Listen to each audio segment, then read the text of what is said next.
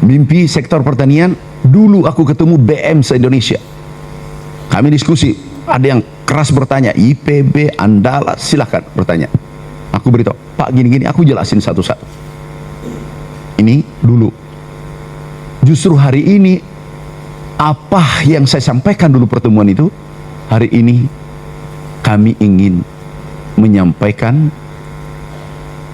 fakta, data, capaian hari ini.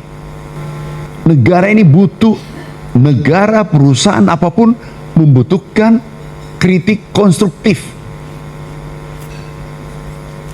Nah, ini kami setelah ketemu, kami katakan dulu aku janji 4 tahun swasembada. Swasembada, alhamdulillah 4 tahun berubah menjadi 1 tahun. Tahun ini sudah swasembada dan bukan kata saya. Itu kata BPS independen. Ini BPS, kata FAO, ini dunia, organisasi dunia 34, cek ini sama datanya kembali yang tadi. Ini bukan kata aku, BPS nih, kemudian ini, kemudian FAO dunia ini 35 mengatakan 35, kemudian nomor 2 dunia, kita kembali nomor 2 dunia setelah berhasil kenaikannya ya. Kemudian Amerika, United States Department of Agriculture, ini clear ya, bukan Kementerian Pertanian. Tidak boleh aku perintahkan dirjen, tidak boleh mengeluarkan data. Yang boleh mengeluarkan independen. Kalau aku keluarkan data subjektif, ini sudah jadi kenyataan. Anda boleh cek dari BPS, BPS dari FAO, FAO dari Amerika. 3 lembaga ini tidak ada, tidak mungkin bisa dibantah oleh orang tertentu siapapun mereka. Datanya bukan dari kita, bukan dari negara Republik Indonesia saja, tapi dari FAO ya independen, tidak bisa dipengaruhi. Apalagi Amerika tidak bisa dipengaruhi datanya. Ini clear ya, selesai dan Anda boleh buka. Nah, ada yang mengatakan, ada satu orang oknum tiba-tiba mengatakan swasembada tidak benar. Ternyata belum paham apa itu swasembada. Ini repot. Dia tidak mengerti apa itu kedaulatan pangan. Food security dia tidak bisa bedakan. Self sufficiency tidak bisa bedakan. Yang dikatakan swasembada adalah impor maksimal 10%. Sekarang 0. Ini 0 sekarang nih. Berarti swasembadanya sempurna. Beras, dia lagi polemikan antara beras dengan pangan. Beras dengan pangan. Oh, ini belum swasembada pangan. Kenapa selalu beras dengan pangan sama? Karena beras itu 90%, satu piring biasanya di kampung 90% beras. Kalau saya selebihnya ikan kering tambah garam sedikit, sayur. Yang mendominasi kita konsumsi adalah beras kan, makanya identik dengan pangan. Dia mau rancukan di situ.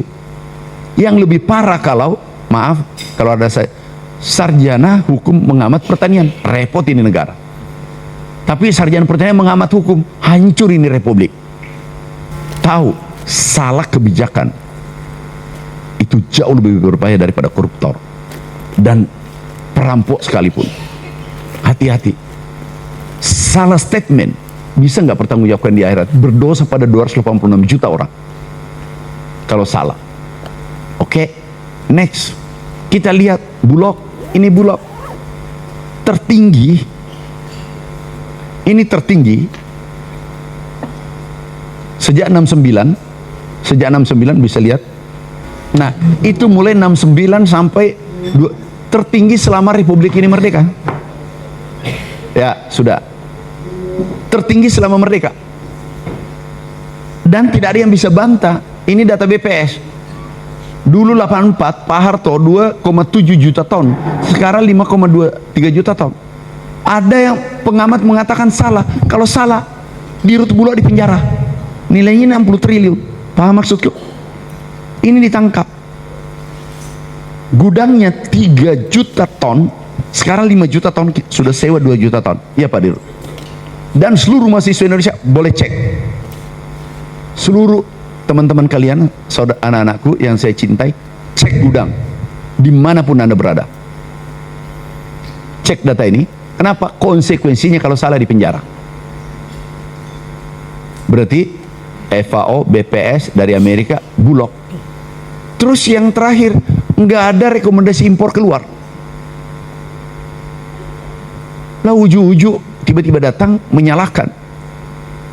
Kita harus, tapi kalau benar aku terima, aku hormat. Kenapa? Kita butuh kritikan konstruktif. Jangan fitnah diedarkan. Ini generasi harus kita arahkan kepada jalur yang benar. Nah, kemudian ke swasembada tadi sudah selesai. Kemudian swasembada pangan juga selesai. Ini hitungannya, jangan sampai Anda ditanya nanti kalau ada yang bertanya. Ini swasembada pangan, kembali bukan pangan yang 11 komoditas. Ini kan nah, buka. Inilah negeri kita, beras sudah swasembada, tidak ada impor. Dan bukan tanya saya, tanya pada bea cukai, tidak ada rekomendasi impor. Cabai besar, cabai rawit, jagung, ayam, ini sudah semua swasembada, kecuali bawang putih, kedelai dengan daging. Nah, total yang kita impor 3 juta 500 ton. Kebutuhan kita 68. Kalau 3,5 dibagi 68 itu 4,9%. Artinya di bawah 10% kan? Swasembada enggak? Ini yang direkomendasi oleh pemerintah. Ada SK-nya. Ada SK-nya. Clear kan? Harus ngerti dulu swasembada apa, kedaulatan pangan ada, ketahanan pangan, baru bicara. Ahli pertanian saja belum tentu mampu menguasai ini, apalagi sarjana bukan bidangnya, wassalam. Nah, ini aku uraikan. Kemudian ke depan, ini ke depan mimpi kita. Mimpi inilah gagasan besar Bapak Presiden. Siapapun presiden kita pasti ada plus minus, tapi yang aku rasakan pangan, mimpi kita adalah semua pulau nih swasembada pangan. Kenapa? Agar tidak perlu ada biaya ngangkut. Paham maksudku? Nggak ada biaya angkutan laut. Kemudian kita protein, ini sudah swasembada yang hijau. Protein sudah kita ekspor, telur dengan ayam. Pangan, beras sudah. Ini kita sudah ekspor nih, telur, ayam. Next, kembali yang tadi, biodiesel. Presiden instingnya, Bapak beliau begitu dilantik, Pamentan siapkan sawit jadikan solar. Ini akan ada geopolitik memanas, ada perang. Ternyata hari ini terjadi. Tahu, bertepatan tahun ini tidak impor solar 5 juta ton. Kalau kita impor kemudian Selat Hormuz ditutup, apa jadinya negeri kita?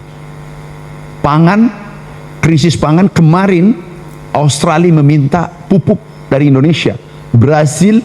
Australia, Brasil, Filipina dengan India. Dubes India telepon saya langsung. Ini ada beritanya. Oh, ini setelah tahu ditutup, India hingga Australia rebutan pupuk dari Indonesia. Kita terhormat karena visi besar, keyakinan presiden kita. Negara lain harga pupuk naik kan karena ditutup Selat Hormuz. Benar nggak? Benar kan? Ini apa namanya, putaran ekonomi tersendat kan? 20% barang itu lewat minyak, lewat Selat Hormuz. Begitu ditutup, ini naik harga-harga. Indonesia harga pupuknya turun. Coba turun. Nih, turun 20%. Dan Anda boleh tanya petani seluruh Indonesia. Ini tidak ada di dunia ini. Ini pangan kita kuasai, ini kita kuasai, ini solarnya dari sawit. Terakhir etanol. Tahu etanol, teman-teman mahasiswa? Etanol pengganti bensin. Yang temukan, aku tugaskan ITS, ada ITS. Ada ITS nggak ada ya? Sayang tidak hadir. Ada dari ITS? Nggak ada. Nggak ada ITS. Belum datang. Itu ITS dengan mahasiswa dosennya ciptakan bandwidth bensin sawit. Hari ini langsung kami buatkan industri. Jadi solar sudah selesai. Dunia krisis air, energi dan air, energi dan pangan. Tiga-tiganya solusinya di Indonesia. Tapi kita harus kompak.